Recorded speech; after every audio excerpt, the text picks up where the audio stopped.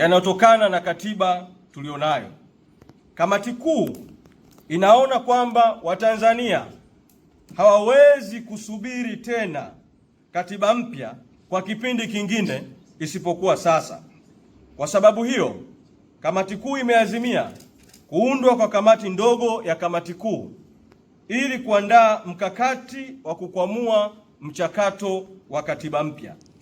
Kamati hiyo itakuwa na jukumu pamoja na mambo mengine ya kuandaa mswada wa sheria kwa niaba ya wananchi utakaoeleza utaratibu wa kukwamua, kuendeleza na kukamilisha mchakato wa katiba mpya.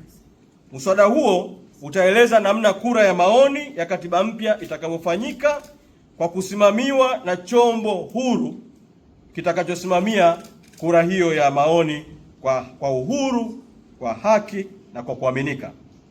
Aidha, kamati kuu imeazimia kuwa chama kiongozi wa wananchi kutaka kuanzia sasa mchakato uanze wa katiba mpya, na katiba mpya hiyo ipatikane kwa vyovyote vile si zaidi ya mapema mwaka 2027, lakini mchakato uanze kuanzia sasa, lakini usizidi mapema 2027.